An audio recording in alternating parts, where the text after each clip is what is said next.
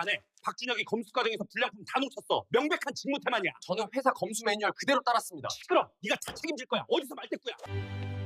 준영아, 내가 너희 회사를 인수했다. 예, 아버지, 어떻게? 저는 49에 아내를 떠나보냈습니다. 55에 사업을 접었습니다. 60에 암 선고를 받았고 65에 완치 판정을 받았습니다. 그리고 68, 저는 제 아들이 다니는 회사를 인수했습니다. 사람들은 물었습니다. 왜 그 나이에, 왜 하필 그 회사를, 왜 그런 방식으로? 저는 대답하지 않았습니다. 아들에게도, 세상에도. 하지만 오늘 이 자리에서는 말씀드리려 합니다. 제가 왜 그래야만 했는지, 그 회사에서 무슨 일이 있었는지, 그리고 제가 가장 먼저 한 일이 왜 아들을 승진시키는 게 아니었는지, 이 이야기가 끝날 때쯤 여러분도 아시게 될 겁니다. 부모가 자식을 위해 할 수 있는 일이 무엇인지, 그리고 진짜 은인이란 어떤 사람인지. 오늘 영상이 마음에 드신다면 구독과 좋아요 한 번씩만 눌러주십시오. 그 작은 응원이 저 같은 사람의 이야기를 더 많은 분들께 전하는 힘이 됩니다. 알림 설정까지 해두시면 다음 이야기도 놓치지 않으실 겁니다. 그럼 시작하겠습니다. 저는 올해 68입니다. 이름은 박종호. 경기도 외곽의 작은 공장 단지에서 30년 넘게 철물 관련 일을 해온 사람입니다. 주변 사람들은 저를 그냥 공장하다가 은퇴한 사람 정도로 알고 있습니다. 아들도 마찬가지입니다. 제가 평생 작은 철물 공장을 운영하다가 건강이 안 좋아서 일찍 접은 줄 압니다. 틀린 말은 아닙니다. 다만 전부는 아닙니다. 그 이야기는 천천히 하겠습니다. 지금은 다른 이야기부터 해야 할 것 같습니다. 제 아들 이야기입니다. 아들 이름은 박준혁, 34살. 지방 소재 국립대 기계공학과를 졸업하고 중견 제조업체에 입사한 지 7년째 되는 해였습니다. 준혁이는 어릴 때부터 과묵한 아이였습니다. 친구가 많은 편도 아니었고 남들 앞에 나서는 걸 좋아하지도 않았습니다. 대신 한 가지에 집중하면 끝을 보는 성격이었습니다. 중학교 때 라디오를 분해해서 다시 조립하겠다고 방에 틀어박혀 사흘을 보낸 적이 있습니다. 끝내 성공했습니다. 대학도 그렇게 갔습니다. 고등학교 3학년 겨울 담임 선생이 저를 부르더군요. 준혁이가 서울 쪽 대학은 안 쓰겠다고 한다는 겁니다. 아무리 말해도 안 듣는다고 했습니다. 저는 아들에게 왜 서울을 안 가려고 하느냐고 물었습니다. 아들은 짧게 대답했습니다. 아버지 병원비도 있고 누나 등록금도 있으니까 지방 국립대 가면 반값이라고요. 그 말에 저는 아무 대답도 하지 못했습니다. 그때 저는 암 수술을 막 끝낸 직후였습니다. 공장도 거의 정리한 상태였고 모아둔 돈은 있었지만 겉으로 드러내지 않고 있던 시기였습니다. 이유가 있었습니다. 그건 나중에 말씀드리겠습니다. 중요한 건 아들이 저를 위해 선택을 양보했다는 겁니다. 저는 그게 평생 마음에 남았습니다. 빛처럼 남았습니다. 아들은 지방 국립대를 수석에 가까운 성적으로 졸업했습니다. 대기업 공채에도 지원했지만 서류에서 번번이 떨어졌습니다. 면접 기회조차 얻지 못한 곳이 대부분이었습니다. 결국 아들이 입사한 곳은 수도권 외곽에 본사를 둔 중견 제조업체 태성정밀이었습니다. 직원 수 1200명, 자동차 부품과 산업용 기계를 만드는 회사였습니다. 아들은 입사 첫날 저한테 전화를 걸어왔습니다. 입사했다고 연구개발팀이라고 했습니다. 저는 고생했다고 첫날이니까 긴장됐겠다고 말했습니다. 아들은 괜찮다고 열심히 하겠다고 했습니다. 그 목소리가 얼마나 밝았는지 모릅니다. 저는 그날 밤 오랜만에 아내 영정 앞에 술 한 잔을 따랐습니다. 혼잣말로 중얼거렸습니다. 당신 아들 이제 제 밥벌이 시작했다고, 고생 끝났다고. 그때 저는 몰랐습니다. 아들의 고생은 끝난 게 아니라 이제 막 시작이었다는 걸. 아들이 회사에 다닌 지 석 달쯤 됐을 때입니다. 저는 아들의 얼굴이 달라졌다는 걸 느꼈습니다. 살이 빠졌습니다. 눈 밑이 어두워졌습니다. 말수가 더 줄었습니다. 원래 과묵한 아이였지만 그건 좀 달랐습니다. 예전에는 조용해도 눈빛이 단단했습니다. 그런데 그때부터는 눈빛이 흔들리기 시작했습니다. 저는 회사 생활이 어떠냐고, 힘들지 않냐고 물었습니다. 아들은 괜찮다고 했습니다. 원래 신입은 다 힘든 거라고 했습니다. 그렇게 말하고 방으로 들어갔습니다. 저는 그 뒷모습을 보면서 알았습니다. 저 아이가 무언가를 숨기고 있다는 걸. 하지만 저는 묻지 않았습니다. 다 큰 자식이래 간섭하고 싶지 않았습니다. 아들이 알아서 해결할 거라고 생각했습니다. 그게 제 첫 번째 실수였습니다. 그로부터 1년, 2년, 3년. 아들은 점점 말이 없어졌습니다. 명절에 집에 와도 밥만 먹고 올라갔습니다. 제가 무슨 말을 붙여도 네, 아니요, 괜찮아요. 세 마디가 전부였습니다. 어느 명절이었습니다. 저는 회사에서 무슨 일 있냐고 물었습니다. 아들은 없다고 했습니다. 없긴 뭐가 없냐고, 얼굴이 그게 뭐냐고 다그쳤습니다. 아들은 피곤해서 그렇다고만 했습니다. 신경 쓰지 말라고 했습니다. 신경 쓰지 말라는 말. 그 말이 저를 가장 아프게 했습니다. 저는 한 발 물러섰습니다. 아들이 말하고 싶을 때 말하겠거니 생각했습니다. 그게 제 두 번째 실수였습니다. 입사 6년 차. 어느 날 저녁, 저는 아들 방 앞을 지나다가 멈춰 섰습니다. 방문 틈새로 불빛이 새어나오고 있었습니다. 그리고 소리가 들렸습니다. 아주 작은 소리. 누군가 숨죽여 우는 소리. 저는 문을 열지 못했습니다. 그 자리에 서서 한참을 듣기만 했습니다. 아들이 우는 건 아내 장례식 이후로 처음이었습니다. 그때 준혁이는 19이었습니다. 영정사진 앞에서 한 번 울고 그 이후로는 단 한 번도 눈물을 보인 적이 없었습니다. 그런 아이가 33이 되어 방 안에서 혼자 울고 있었습니다. 저는 그날 밤 잠을 이루지 못했습니다. 그리고 결심했습니다. 이제 더는 기다리지 않겠다고. 내가 직접 알아내겠다고. 부모가 나설 때가 됐다는 걸 그제야 깨달은 겁니다.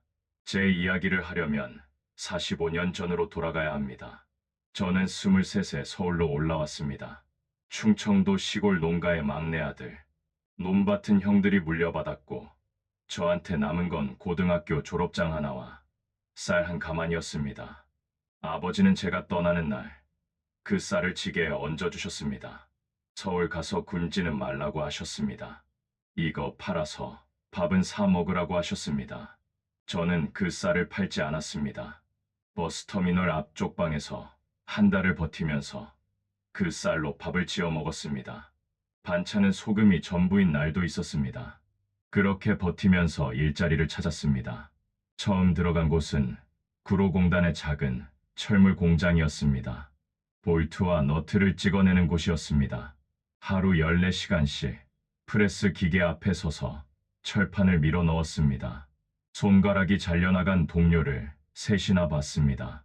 저도 왼손 약지 끝마디가 기계에 눌려서 반쯤 찌그러졌습니다. 지금도 그 손가락은 펴지지 않습니다. 그래도 그만두지 않았습니다. 그만둘 수가 없었습니다. 고향에 돌아가면 형들 눈치 보며 살아야 했습니다. 저는 그게 싫었습니다. 굶어 죽더라도 서울에서 죽겠다고 생각했습니다. 30즈음이었습니다. 저는 공장에서 반장이 되어 있었습니다. 월급은 여전히 적었지만 밤에는 야하게 다니면서 기계 설계를 배웠습니다. 그때 만난 사람이 아내입니다. 이영수, 야학에서 한글을 가르치던 봉사자였습니다. 대학교 4학년이었고 집안은 저보다 훨씬 나았습니다. 아버지가 작은 인쇄소를 운영하는 집이었습니다. 처음에는 말 한마디 붙이지 못했습니다. 저 같은 사람이 무슨 자격으로. 그런데 영숙이가 먼저 말을 걸어왔습니다. 작업 중에 손등이 긁혀서 피가 나고 있었는데 저는 신경도 쓰지 않고 있었습니다. 영숙이가 그걸 보더니 손 다쳤는데 소독은 했냐고 물었습니다. 구급 상자를 가져와서 직접 소독을 해줬습니다. 그 손이 따뜻했습니다. 저는 그 손을 평생 잊지 못했습니다. 32에 결혼했습니다. 장인어른은 끝까지 반대하셨습니다. 딸을 공장 노동자한테 시집 보내느냐고 하셨습니다. 그래도 영숙이는 뜻을 꺾지 않았습니다. 결국 장인어른은 결혼식에 오지 않으셨습니다. 식장의 하객은 20명도 안 됐습니다. 대부분 공장 동료들이었습니다. 저는 영숙이한테 미안해서 고개를 들지 못했습니다. 그런데 영숙이가 제 손을 잡았습니다. 나 하나 믿으면 된다고 했습니다. 자기도 나 하나 믿겠다고 했습니다. 저는 그 말을 평생 가슴에 품고 살았습니다. 그리고 맹세했습니다. 이 사람한테 부끄럽지 않은 남편이 되겠다고 35에 공장을 나왔습니다. 퇴직금과 모아둔 돈을 합쳐서 1,500만 원이었습니다. 그 돈으로 경기도 외곽에 작은 창고를 빌렸습니다. 철물 부품을 만드는 하청 공장을 시작한 겁니다. 처음 2년은 지옥이었습니다. 새벽 4시에 일어나서 밤 12시에 잤습니다. 납품 기한 맞추려고 사흘 밤을 새운 적도 있습니다. 영숙이도 함께 일했습니다. 낮에는 장부를 정리하고 밤에는 저하고 같이 부품 포장을 했습니다. 첫째 딸 수진이가 태어났을 때도 영숙이는 출산 열흘 만에 공장에 나왔습니다. 저는 아직 몸조리해야 하니까 누워 있으라고 했습니다. 영숙이는 누워 있으면 누가 장부를 보냐고 자기는 괜찮다고 했습니다. 그렇게 버텼습니다. 둘이서 이 악물고 버텼습니다. 40이 되던 해 둘째 아들 준혁이가 태어났습니다. 그리고 그 해 공장이 겨우 자리를 잡기 시작했습니다. 대기업 협력업체로 등록이 되면서 물량이 늘었습니다. 직원도 10명, 20명, 30명으로 늘었습니다. 45이 됐을 때 저는 공장을 2개 더 세웠습니다. 하나는 정밀부품, 하나는 금형.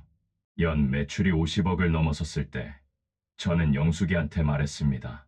이제 좀 쉬자고. 애들 데리고 여행도 다니자고. 영숙이는 여행은 무슨 소리냐고. 애들 공부시켜야 한다고 했습니다. 저는 돈 걱정은 이제 안 해도 된다고 했습니다. 내가 많이 벌었다고 했습니다. 그때 영숙이가 갑자기 진지해졌습니다. 부탁 하나만 해도 되겠냐고 물었습니다. 뭔지 물었더니 애들한테 우리 돈이 얼마나 있는지 말하지 말아달라고 했습니다. 저는 의아했습니다. 왜 숨기냐고, 숨길 것도 아니지 않냐고 물었습니다. 영숙이는 잠시 창밖을 보다가 말했습니다. 자기 친구 아들 이야기를 했습니다. 그 집이 사업 잘 돼서 돈이 많은데 아들이 27인데도 아직 백수라고 했습니다. 취업할 생각도 안 한다고 했습니다. 왜 그런지 아냐고 물었습니다.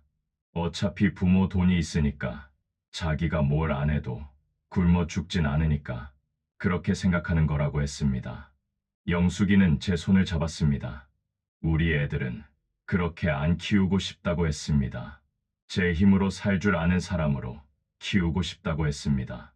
그러니까 제발 돈 얘기는 하지 말아달라고 했습니다. 저는 고개를 끄덕였습니다. 그때는 그게 맞는 말이라고 생각했습니다. 아이들이 자립심을 갖고 살았으면 했습니다. 부모 재산 믿고 흐늘거리는 사람이 되지 않았으면 했습니다. 그래서 저는 그 약속을 지켰습니다. 아이들에게 우리 형편을 숨겼습니다. 그냥 작은 공장 하나 운영하는 집이라고만 알게 했습니다. 수진이도 준혁이도 그렇게 알고 자랐습니다. 아내가 떠난 건 제가 49 되던 해였습니다. 유방암이었습니다. 발견했을 때는 이미 3기였습니다. 저는 전국의 병원은 다 찾아다녔습니다.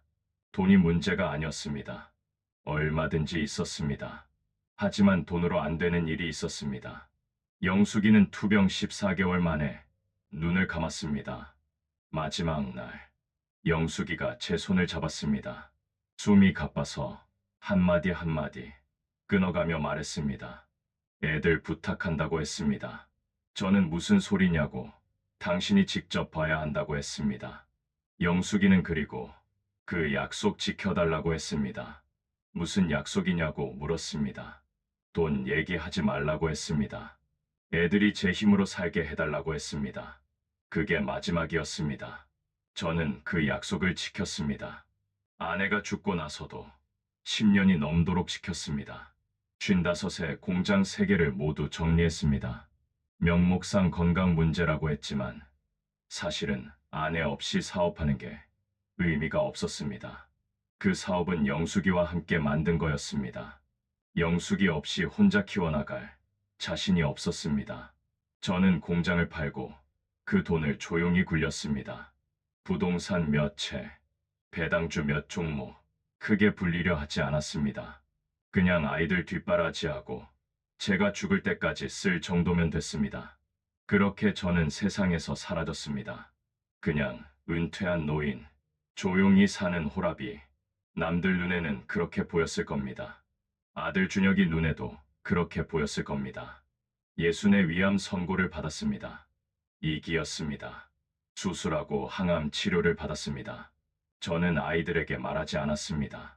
수진이는 시집가서 애 키우느라 바빴고 준혁이는 취업 준비하느라 힘든 시기였습니다. 저 때문에 신경 쓰게 하고 싶지 않았습니다. 혼자 병원 다니고 혼자 회복했습니다. 65세 완치 판정을 받았을 때 저는 아무한테도 말하지 않고 혼자 소주 한 병을 마셨습니다. 영숙이 영정 앞에서 나 아직 안 죽는다고 중얼거렸습니다. 당신 아들 장가가는 것까지는 봐야 한다고 중얼거렸습니다. 저는 평생 혼자 짊어지는데 익숙한 사람이었습니다. 고통도, 비밀도, 돈도 전부 혼자 감당하면 된다고 생각했습니다. 가족한테 짐 지우지 않는 게 가장의 도리라고 생각했습니다. 그게 제 자존심이었습니다. 그런데 그게 틀렸다는 걸 나중에 알았습니다. 아들이 울고 있던 그 밤, 방문 앞에 서서 저는 깨달았습니다. 내가 숨긴 건 돈만이 아니었다는 걸. 나는 이 아이한테 기댈 곳을 주지 않았다는 걸. 힘들면 아버지한테 말해도 된다는 걸. 한 번도 알려준 적이 없다는 걸. 그래서 이 아이도 혼자 짊어지고 있었다는 걸. 저는 그날 처음으로 후회했습니다. 내가 지킨 약속이 어쩌면 이 아이를 외롭게 만든 건 아닌지 그 생각에 잠을 이룰 수가 없었습니다. 저는 아들이 다니는 회사에 대해 알아보기 시작했습니다. 태성정밀, 연매출 3천억 원대 중견 제조업체, 자동차 부품과 산업용 기계를 생산하는 회사였습니다. 겉으로 보기엔 탄탄한 회사였습니다. 하지만 저는 업계에 아는 사람이 좀 있었습니다. 옛날 거래처 사장들, 은퇴한 동종업계 선배들, 몇 통의 전화를 돌리니 이야기가 나오기 시작했습니다. 한 지인이 말해줬습니다. 태성정밀이 기술력은 좋은데 사내 분위기가 좀 그렇다고 했습니다. 어떻게 그러냐고 물었더니 옛날 스타일이라고 했습니다. 위에서 찍으면 끝이고 학벌을 따진다고 했습니다. 요즘 세상에 안 맞는다고 했습니다. 저는 더 깊이 파고들었습니다. 그리고 알게 됐습니다. 제 아들이 그 회사에서 어떤 취급을 받고 있었는지. 준혁이가 입사한 건 7년 전이었습니다. 연구개발팀 신입사원으로 들어갔습니다. 같은 해에 입사한 동기가 8명이었는데 준혁이만 지방대 출신이었습니다. 나머지는 전부 서울 소재 대학이었습니다. 소위 말하는 인서울. 입사 첫 주부터 구분이 시작됐다고 합니다. 동기들끼리 점심을 먹으러 갈 때 준혁이만 빼고 갔습니다.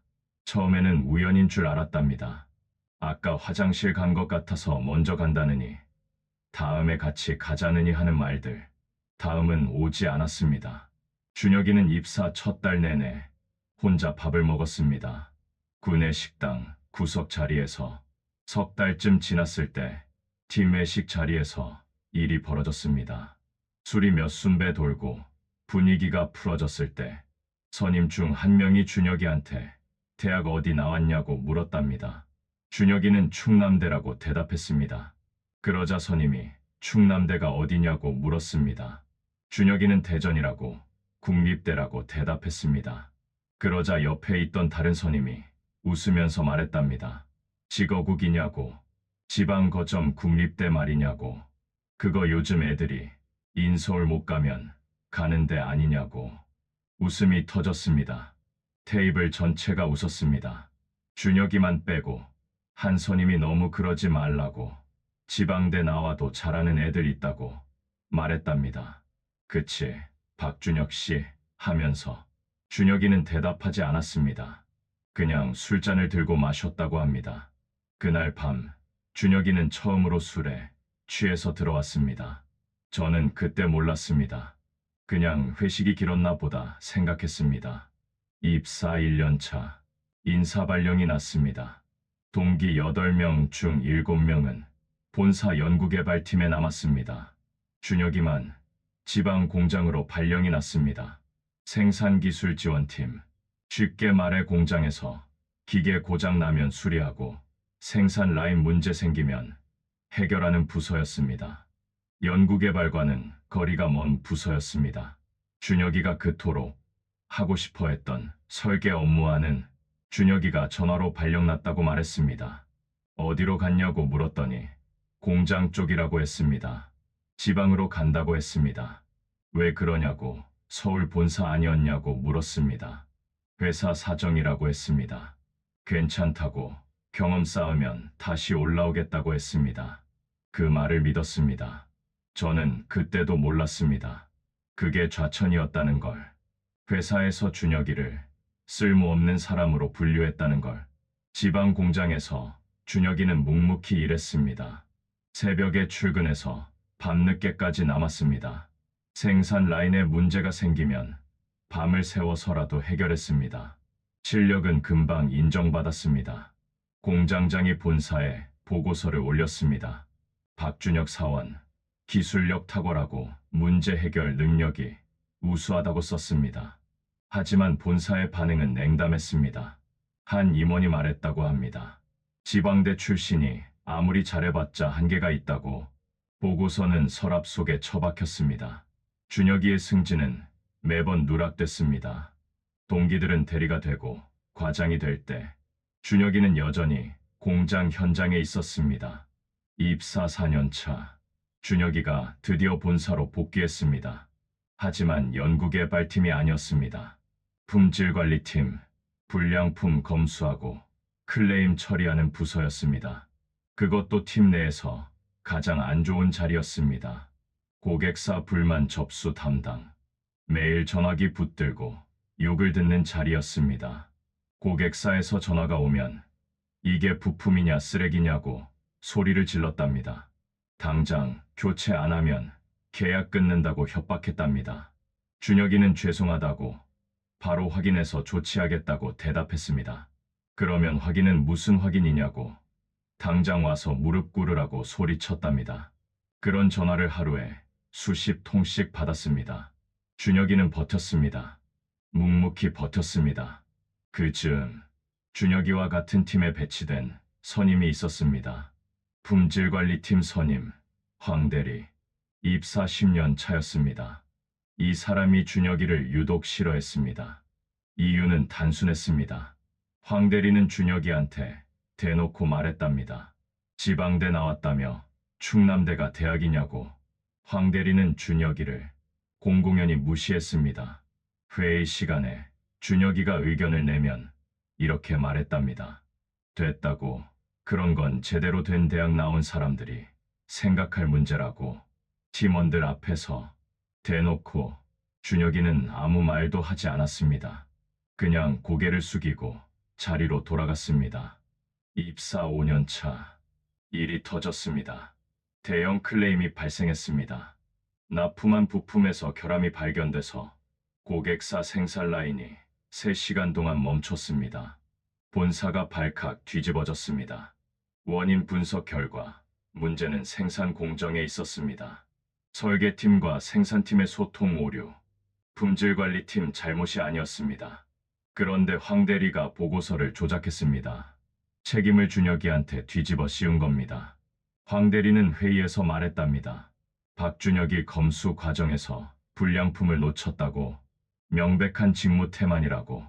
준혁이는 항변했습니다. 자기는 검수 매뉴얼대로 했다고, 기록도 다 있다고 말했습니다. 황 대리는 비웃었답니다. 기록을 내가 조작한 거 아니냐고. 지방대 나온 애가 뭘 안다고. 회의실이 조용해졌습니다. 아무도 준혁이 편을 들지 않았습니다. 그때 문이 열리고 누군가 들어왔습니다. 김도현 부장, 생산관리본부 소속, 입사 28년 차, 올해 56살, 흔히 말하는 말년 부장이었습니다. 승진은 더 이상 없고 정년까지 2, 3년 남은 사람, 회사에서는 존재감 없는 사람으로 취급받고 있었습니다. 김 부장이 회의실에 들어오자 황 대리가 인상을 찌푸렸습니다. 여기 품질관리팀 회의인데요. 하고 말했답니다. 김 부장은 안다고 했답니다. 근데 이 건에 대해 볼 게 있어서 왔다고 했답니다. 김 부장은 서류 뭉치를 테이블 위에 올려놓았습니다. 생산 라인 기록지였습니다. 김 부장이 말했답니다. 이번 불량건에 대해 공장 쪽 기록을 다 뽑아봤다고. 문제는 생산 공정 3단계에서 발생한 거라고. 검수 단계 이전이라고. 회의실이 술렁거렸습니다. 김 부장이 계속 말했답니다. 박준혁 대리는 검수 매뉴얼대로 처리했다고. 기록이 여기 다 있다고. 조작한 것도 없다고. 황 대리 얼굴이 굳어졌습니다. 김 부장은 황 대리를 똑바로 쳐다보며 말했답니다. 자기가 말년이라고 만만하게 보이냐고. 이 바닥에서 30년 굴렀다고. 누가 일 못하고 누가 잘하는지는 본다고. 그리고 한마디 더 했답니다.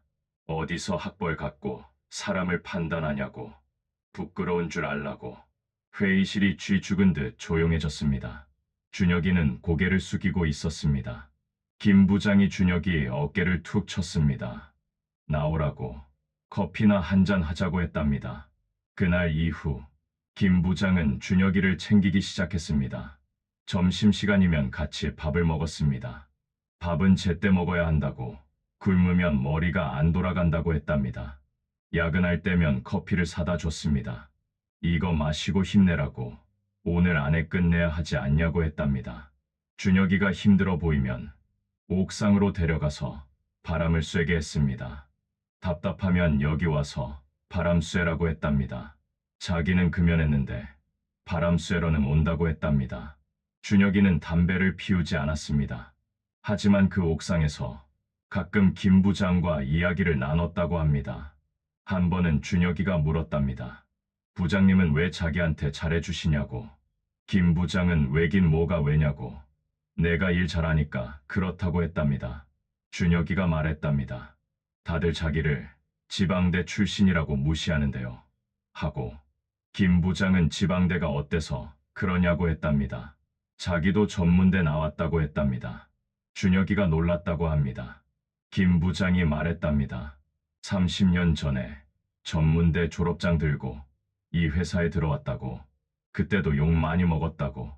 학벌 없는 놈이 뭘 안다고. 그런 소리 들었다고. 김 부장은 담담하게 말했답니다. 근데 자기는 악으로, 깡으로 버텼다고. 실력으로 인정받으면 된다고 생각했다고. 순진했다고. 준혁이가 그래서 어떻게 됐냐고 물었답니다. 김 부장은 부장까지는 왔는데 임원은 못 됐다고 했답니다. 학벌 없으면 천장이 있더라고. 아무리 잘해도. 김 부장은 멀리 보면서 말했답니다. 그래서 준혁이 같은 애들 보면 그냥 못 지나친다고. 예전에 자기 같아서. 그날 이후로 준혁이는 김 부장을 의지했습니다. 회사에서 유일하게 기댈 수 있는 사람이었습니다. 이 이야기를 저는 어떻게 알게 됐을까요? 그 울던 밤 이후 저는 결심하고 움직이기 시작했습니다. 먼저 딸 수진이한테 물었습니다. 동생한테 연락하냐고. 수진이는 가끔 한다고. 근데 요즘 연락이 잘 안 된다고 했습니다. 바쁜가 보다고 했습니다. 준혁이 회사 생활이 어떤지 아냐고 물었습니다. 수진이는 글쎄요. 말을 안 해서 모르겠다고 했습니다. 왜 그러시냐고 물었습니다. 저는 대답하지 않았습니다. 그 다음 저는 옛거래처를 통해 태성정밀 내부 사정을 아는 사람을 수소문했습니다. 몇 달이 건너서 만난 사람이 있었습니다. 태성정밀에서 15년 근무하다 퇴사한 중간관리자였습니다. 그 사람이 저한테 말해줬습니다. 준혁이가 회사에서 어떤 취급을 받았는지 전부. 그 사람은 박준혁 씨를 안다고 했습니다. 불쌍한 친구라고 했습니다. 왜 불쌍하냐고 물었습니다. 지방대 출신이라고 입사 때부터 찍혔다고 했습니다. 실력은 정말 좋은 친구인데 위에서 안 밀어주니까 어쩔 수 없다고 했습니다. 황 대리한테 당한 것도 유명하다고 했습니다. 저는 김도현 부장이라는 사람이 있다면서요? 하고 물었습니다. 그 사람은 김 부장님을 안다고 했습니다. 그분만 유일하게 박준혁 씨 편을 들어줬다고 했습니다. 말년 부장이라 힘은 없는데 그래도 끝까지 챙겨줬다고 했습니다. 저는 그 이야기를 듣고 나서 며칠 동안 밥을 못 먹었습니다. 아들이 그런 취급을 받는 동안 저는 아무것도 몰랐습니다. 아무것도 해주지 못했습니다. 어느 날 밤, 저는 아들 방 앞에 다시 섰습니다. 이번에는 문을 두드렸습니다. 준혁아, 아버지다. 들어가도 되겠냐고 말했습니다. 잠시 후 문이 열렸습니다. 아들 얼굴은 수척했습니다. 눈 밑에 다크서클이 내려앉아 있었습니다. 저는 아들 앞에 앉았습니다. 그리고 물었습니다. 회사에서 힘들지? 하고 아들은 대답하지 않았습니다. 저는 아버지한테 말해도 된다고 뭐가 힘든지 말해보라고 했습니다. 아들은 한참 동안 침묵했습니다. 그러다가 입을 열었습니다. 아버지 하고 불렀습니다. 저는 응 하고 대답했습니다. 아들이 말했습니다. 자기는 그냥 인정받고 싶었다고. 목소리가 떨렸습니다. 지방대 나와도 실력으로 되는 거 보여주고 싶었다고. 근데 안 되더라고. 아들의 눈에서 눈물이 흘러내렸습니다. 아무리 해도 안 되더라고. 학벌 없으면 아무것도 안 되더라고. 저는 아들을 안았습니다. 34살 된 아들을 어린아이처럼 안았습니다. 아들은 제 품에서 소리 없이 울었습니다. 저도 울었습니다. 그리고 그 순간 결심했습니다. 이제 내가 움직여야 할 때라고. 그날 밤 아들을 재우고 나서 저는 서재에 들어갔습니다. 오래된 금고를 열었습니다. 안에는 서류 뭉치가 있었습니다. 부동산 등기부등본, 주식 계좌 내역서, 예금 잔액 증명서. 저는 그걸 한 장씩 꺼내서 테이블 위에 펼쳤습니다. 계산기를 두드렸습니다. 숫자를 확인했습니다. 됩니다. 할 수 있습니다. 저는 그날 밤 한숨도 자지 않았습니다. 새벽까지 앉아서 생각했습니다. 이게 맞는 일인지, 이 나이에 이런 일을 버려도 되는 건지. 그러다가 영숙이 영정 사진을 봤습니다. 당신이라면 어떻게 했겠냐고 속으로 물었습니다. 대답은 없었습니다. 하지만 저는 알고 있었습니다. 영숙이었다면 저보다 먼저 움직였을 겁니다. 자식이 저런 취급을 받는데 가만히 있을 사람이 아니었습니다. 저는 결심했습니다. 다음 날 아침, 저는 오래된 연락처 하나를 꺼냈습니다. 정태호, 30년 전 제가 공장을 처음 시작했을 때 세무 처리를 맡아줬던 회계사였습니다. 지금은 중견 회계법인의 대표로 있었습니다. 전화를 걸었습니다. 나라고 박종호라고 말했습니다. 태호는 깜짝 놀랐습니다. 세상에 얼마만이냐고 했습니다. 무슨 일이냐고 물었습니다. 저는 만나서 얘기하자고 급한 일이라고 말했습니다. 그날 오후 저는 서울 강남의 회계법인 사무실로 갔습니다. 정태호는 저를 보자마자 놀랐습니다. 그동안 어디서 뭐 하셨냐고, 연락도 없이 어디 계셨냐고 물었습니다. 저는 조용히 살았다고 했습니다. 그런데 이제 좀 시끄럽게 살아볼까 해서 왔다고 했습니다. 저는 서류 봉투를 테이블 위에 올렸습니다. 이거 좀 봐달라고 했습니다. 정태호가 서류를 펼쳤습니다. 잠시 후 그의 얼굴이 굳어졌습니다. 태성정밀 인수 검토 자료냐고 물었습니다. 저는 그렇다고 대답했습니다. 태성정밀이면 매출 3천억짜리 중견기업인데 이걸 왜 보시는 거냐고 물었습니다. 저는 내 아들이 거기 다닌다고 말했습니다. 정태호가 저를 물끄러미 쳐다봤습니다. 저는 자세한 건 묻지 말라고, 그냥 할 수 있는지 없는지만 알려달라고 했습니다.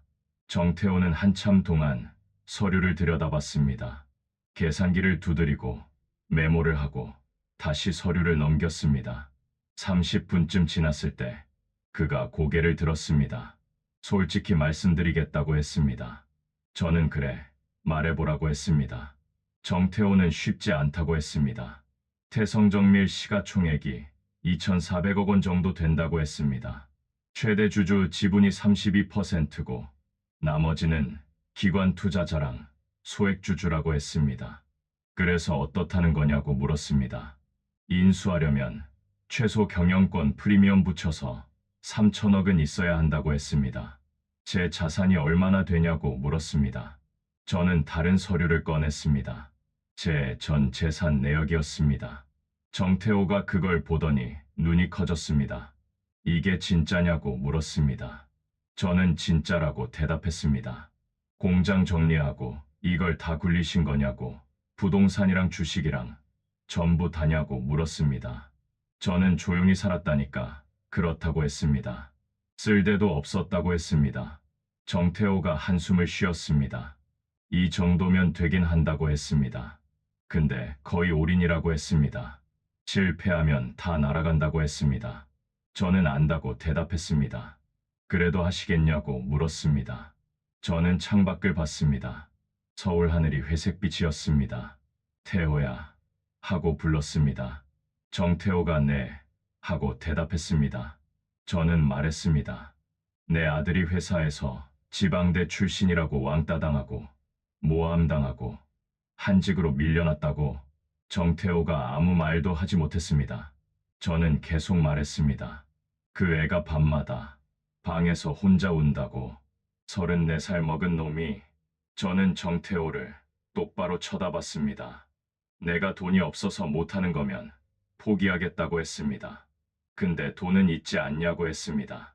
있는데 안 하면 나는 죽을 때까지 후회할 거라고 했습니다. 정태호는 한참 동안 저를 바라보다가 고개를 끄덕였습니다. 알겠다고, 최고의 팀을 꾸려보겠다고 했습니다. 그 후 2달, 저는 인생에서 가장 바쁜 시간을 보냈습니다. 회계법인, 법무법인, 증권사, 매일 회의가 있었습니다.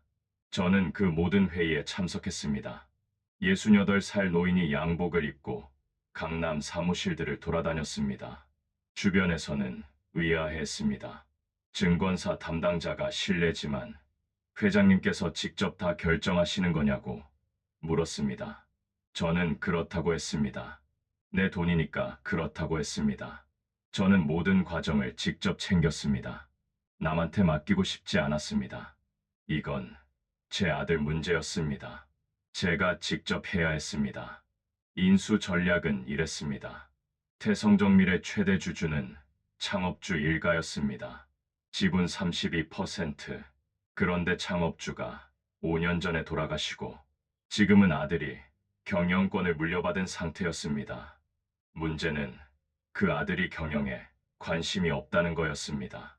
해외에서 살면서 회사는 전문 경영인한테 맡겨놓고 있었습니다. 정태호가 조사해보니 그 아들이 현금이 급하다는 정보가 있었습니다. 해외 사업에 투자했다가 손실을 봤다고 했습니다. 정태호가 말했습니다. 타이밍이 좋다고, 저쪽에서 먼저 매각 의향을 타진하고 있었다고, 조용히 접근하면 될 것 같다고. 저는 고개를 끄덕였습니다. 조건이 어떻게 되냐고 물었습니다. 경영권 프리미엄 30% 붙여서 지분 32% 전량 인수하면 된다고 했습니다. 총 2,800억 원 정도면 될 것 같다고 했습니다. 나머지 지분은 어떻게 하냐고 물었습니다. 기관 투자자들한테 공개 매수 제한하면 된다고 했습니다. 5% 정도 프리미엄 붙이면 응할 거라고 했습니다. 저는 계산했습니다. 전 재산의 90%가 들어가는 금액이었습니다. 저는 해라 하고 말했습니다. 협상은 생각보다 빠르게 진행됐습니다. 창업주 아들은 돈이 급했습니다. 조건만 맞으면 팔겠다고 했습니다. 저는 직접 협상 테이블에 앉았습니다. 화상회의였습니다. 화면 너머로 40대 초반의 남자가 보였습니다. 창업주의 아들, 최현우. 선글라스를 끼고 있었습니다. 어딘가 리조트 같은 곳에서 접속한 것 같았습니다. 최현우가 물었습니다. 박종호 씨라고 하셨는데 실례지만 왜 우리 회사를 사려고 하시는 거냐고. 저는 투자 목적이라고 대답했습니다. 최현우가 투자냐고, 이 나이에 투자냐고 물었습니다. 살짝 비웃는 것 같았습니다. 뭐, 돈만 제대로 주시면 상관없다고 했습니다. 근데 진짜 이 금액 가능하신 거 맞냐고 물었습니다. 저는 계약금 먼저 보내드릴까요? 하고 말했습니다. 최현우의 표정이 바뀌었습니다. 네, 그러시면 되겠다고 했습니다. 그날 저녁, 저는 계약금으로 500억 원을 송금했습니다. 평생 모은 돈이 숫자로 빠져나가는 걸 봤습니다. 손이 떨렸습니다.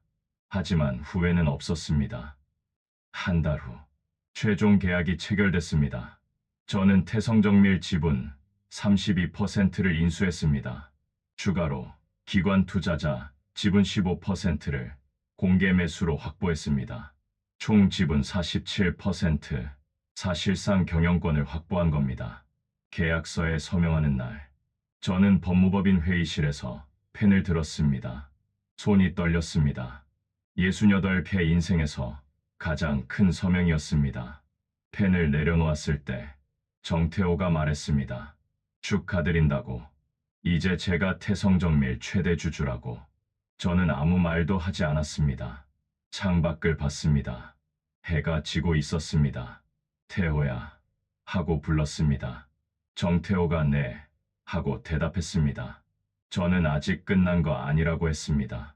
이제 시작이라고 했습니다. 인수 사실은 비밀로 했습니다. 아들한테도 딸한테도 아무한테도 말하지 않았습니다. 회사 내부에도 새 최대 주주가 누구인지 공개하지 않았습니다. 그냥 새로운 투자자가 경영권을 인수했다는 공시만 나갔습니다. 저는 이름을 숨겼습니다. 이유가 있었습니다. 제가 직접 보고 싶었습니다.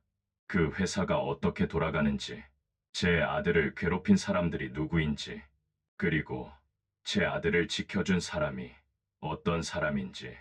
인수 완료 이틀 후, 저는 태성정밀에 첫 방문을 했습니다. 비서실에서 일정을 잡아뒀습니다. 신임 최대 주주의 첫 방문, 경영진 전체가 로비에 나와서 저를 맞이했습니다. 저는 양복을 입고 현관에 섰습니다. 자동문이 열렸습니다. 로비의 사람들이 도열해 있었습니다. 사장, 부사장, 전무, 상무 모두 고개를 숙여 인사했습니다. 어서 오십시오 회장님, 환영합니다. 하고 말했습니다. 회장님, 그 호칭이 어색했습니다. 저는 평생 사장님 소리도 별로 안 듣고 살았습니다. 그냥 박 사장, 종호 씨 그렇게 불렸습니다. 근데 이제는 회장님이랍니다. 저는 고개를 끄덕이고 안으로 들어갔습니다. 그때 로비 한쪽에서 직원들이 저를 쳐다보고 있었습니다. 그 중에 제 아들이 있었습니다. 준혁이 다른 직원들 사이에 서서 멀찍이 저를 바라보고 있었습니다. 눈이 마주쳤습니다.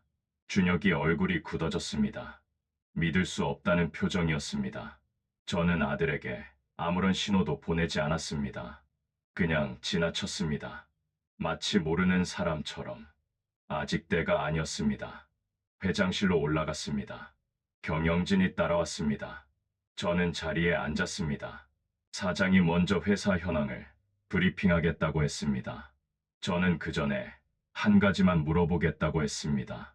사장이 네, 말씀하시라고 했습니다. 저는 김도현 부장이라는 사람이 있냐고 물었습니다. 경영진이 서로 얼굴을 쳐다봤습니다. 사장이 김도현 부장이요. 생산관리본부 소속인데 무슨 일이 있냐고 물었습니다. 저는 그 사람 좀 불러달라고 했습니다. 사장이 예, 지금요. 하고 물었습니다. 저는 지금이요. 하고 대답했습니다. 사장이 당황한 표정을 지었습니다. 하지만 거절할 수는 없었습니다. 새 주인의 첫 번째 지시였습니다. 30분 후 회장실 문이 열리고 김도현 부장이 들어왔습니다. 50대 중반의 남자, 머리에 흰머리가 섞여 있었습니다. 얼굴에는 세월의 흔적이 깊게 패여 있었습니다. 하지만 눈빛은 맑았습니다. 생산관리본부 김도현입니다. 부르셨습니까? 하고 말했습니다. 저는 그를 바라봤습니다. 이 사람이구나. 내 아들을 지켜준 사람이. 저는 자리에서 일어났습니다. 경영진이 의아한 표정으로 저를 쳐다봤습니다. 저는 김 부장 앞으로 걸어갔습니다. 그리고 고개를 숙였습니다. 고맙습니다. 하고 말했습니다. 회장실이 술렁거렸습니다. 김 부장도 당황한 표정이었습니다. 회장님, 무슨 말씀이신지 모르겠다고 했습니다. 저는 고개를 들고 그를 똑바로 쳐다봤습니다. 당신이 내 아들을 지켜줬다고 말했습니다. 박준혁이가 내 아들이라고 말했습니다. 회장실이 얼어붙었습니다. 경영진 얼굴이 새하얘졌습니다. 김 부장은 한참 동안 아무 말도 하지 못했습니다. 저는 말했습니다. 김도현 부장 하고 불렀습니다. 김 부장이 예 하고 대답했습니다. 저는 말했습니다. 오늘부로 당신을 태성정밀 대표이사로 임명한다고. 회장실이 정적에 휩싸였습니다. 경영진은 굳어 있었습니다. 김도현 부장은 저를 멍하니 바라보고 있었습니다. 김 부장이 무슨 말씀이신지 이해가 안 된다고 했습니다. 저는 이해 안 해도 된다고 그냥 받아들이라고 했습니다. 김 부장이 잠깐만요 하고 말했습니다. 박준혁 대리가 회장님 아들이라고요? 하고 다시 물었습니다. 저는 그렇다고 대답했습니다. 김 부장이 한 발 물러섰습니다. 손을 저었습니다. 아니라고. 자기는 대표이사 같은 거 할 자격이 없다고 했습니다. 자기는 그냥 말년 부장이라고 했습니다. 학벌도 없고 전문대 나온 사람이라고 했습니다. 저는 알고 있다고 대답했습니다. 김 부장이 알면서 왜 자기를 대표이사로 임명하시냐고 물었습니다.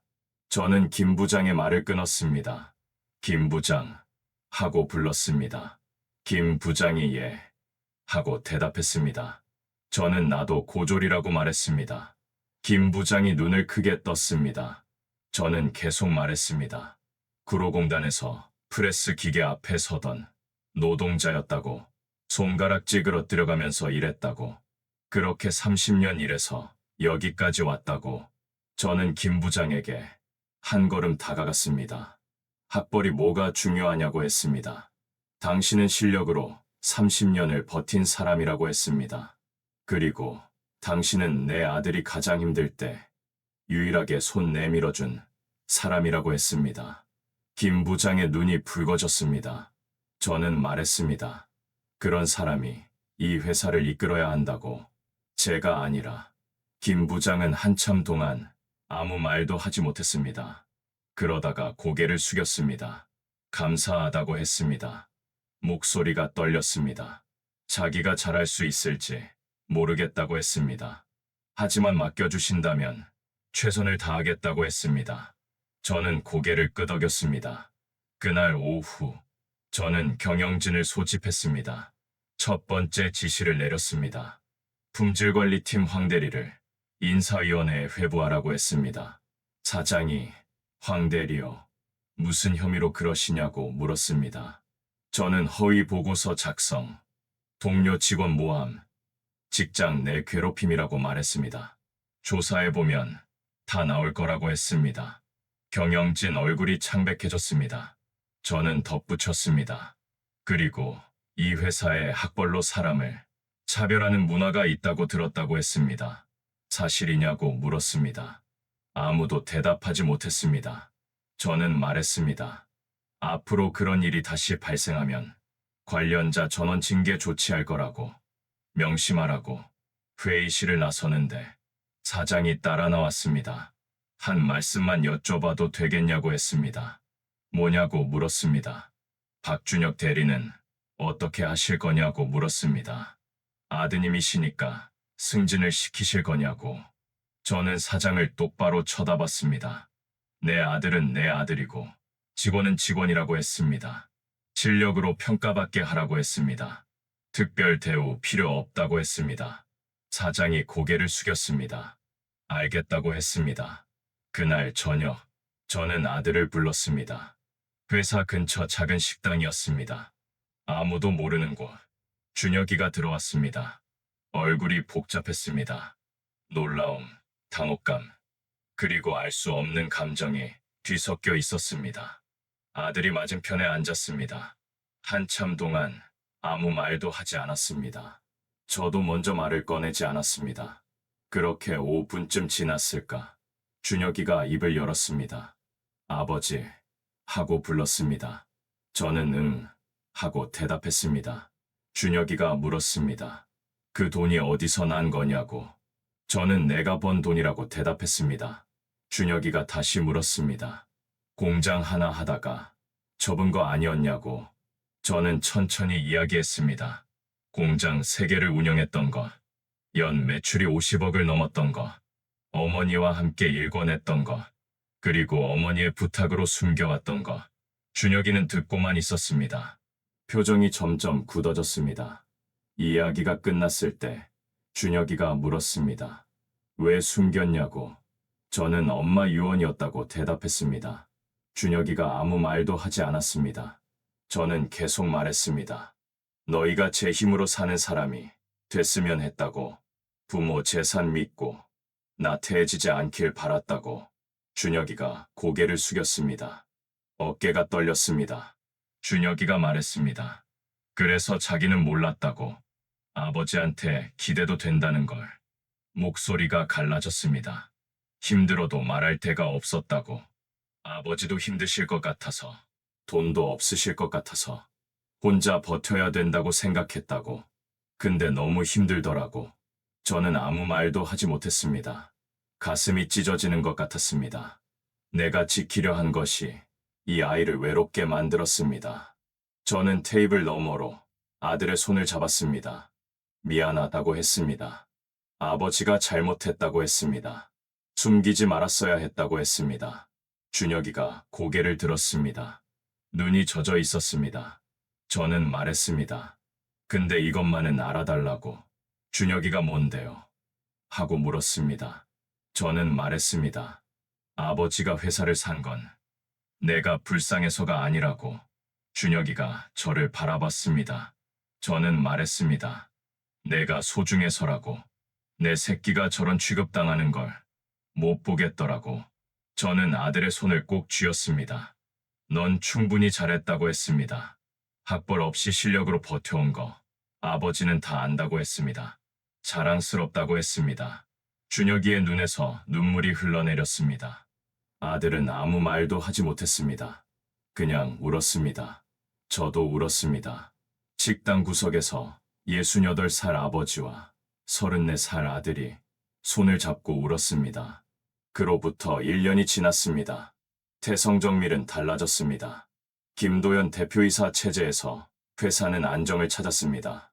학벌로 사람을 차별하던 문화는 사라졌습니다. 황 대리는 인사위원회에서 해고 결정이 났습니다.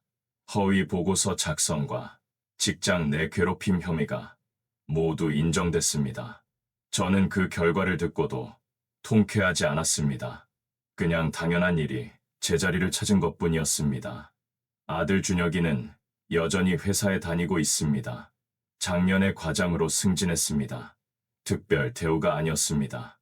실력으로 받은 승진이었습니다. 김 대표가 저한테 말했습니다. 준혁이가 진짜 일을 잘한다고. 기술력은 회사에서 손에 꼽는다고. 저는 과장 승진이 제대로 된 평가가 맞냐고 물었습니다. 김 대표는 당연하다고 했습니다. 자기도 그건 양보 안 한다고 했습니다. 저는 웃었습니다. 그게 제가 바란 것이었습니다.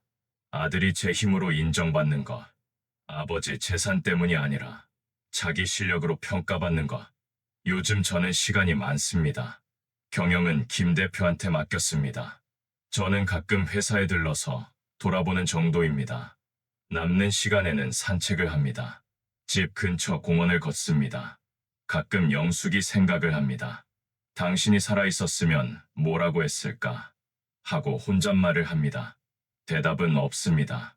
하지만 알 것 같습니다. 잘했다고 했을 것 같습니다. 근데 왜 이제야 했냐고 한 소리 했을 것 같습니다. 혼자 웃습니다. 지난달 준혁이가 집에 왔습니다. 퇴근 후에 들른 거였습니다. 손에 뭔가 들려 있었습니다. 넥타이였습니다. 아버지 이거요. 하고 내밀었습니다. 저는 이게 뭐냐고 물었습니다. 생신 선물이라고. 좀 이르긴 한데. 하고 말했습니다. 저는 받아들었습니다. 남색 넥타이였습니다. 준혁이가 말했습니다. 아버지가 회사 처음 왔을 때 맨 넥타이가 좀 낡았더라고. 그래서 샀다고. 저는 한참 동안 넥타이를 바라봤습니다. 고맙다고 했습니다. 밥 먹고 가라고 했습니다. 준혁이가 응 하고 대답했습니다. 그날 저녁 오랜만에 아들과 마주 앉아 밥을 먹었습니다. 대단한 이야기를 나눈 건 아닙니다. 회사 이야기, 날씨 이야기, 건강 이야기, 그냥 그런 이야기들. 근데 그게 좋았습니다. 아들이 밥 먹는 얼굴을 보는 게 좋았습니다. 예전보다 얼굴에 살이 붙었습니다. 눈빛이 다시 단단해졌습니다. 그걸 보는 것만으로 충분했습니다. 저는 올해 69이 됩니다. 인생 70을 바라보는 나이입니다. 앞으로 얼마나 더 살지 모릅니다. 하지만 후회는 없습니다. 내가 할 수 있는 일을 했습니다. 아들을 지켰습니다. 은인에게 보답했습니다. 그리고 한 가지 더 배웠습니다. 부모가 자식을 위해 할 수 있는 가장 좋은 일은 돈을 남겨주는 게 아니라는 걸, 힘들 때 기댈 곳이 있다는 걸 알려주는 거, 혼자가 아니라는 걸 느끼게 해주는 거, 그게 진짜 유산이라는 걸. 저는 그걸 너무 늦게 알았습니다. 하지만 늦었다고 생각할 때가 가장 빠른 때라고 합니다. 저는 그 말을 믿기로 했습니다. 오늘 이야기를 끝까지 들어주신 분들께 감사드립니다. 혹시 지금 자식 걱정에 밤잠을 설치고 계신 분이 계실지 모르겠습니다. 자식한테 짐이 되기 싫어서 힘든 걸 숨기고 계신 분도 계실 겁니다. 반대로 부모님께 걱정 끼치기 싫어서 혼자 버티고 계신 자녀분들도 계실 겁니다. 그분들께 이 말씀을 드리고 싶습니다. 숨기지 마십시오. 기대도 됩니다. 가족이란 그런 겁니다. 힘들 때 기댈 수 있는 곳. 그게 없으면 가족이 아닙니다. 저는 그걸 68배 알았습니다. 여러분은 오늘 아셨으면 좋겠습니다. 그리고 한 가지만 더 말씀드리겠습니다. 세상에는 김도현 부장 같은 사람이 있습니다. 아무 이유 없이 손 내밀어주는 사람. 남들 다 외면할 때 곁에 있어주는 사람. 그런 사람을 만나면 잊지 마십시오. 언젠가 꼭 갚으십시오. 받은 만큼 갚지 않아도 됩니다. 그냥 기억하고 고맙다고 말하는 것. 그것만으로도 충분합니다. 오늘 이야기는 여기까지입니다. 긴 이야기 들어주셔서 감사합니다. 다음에 또 다른 이야기로 찾아뵙겠습니다.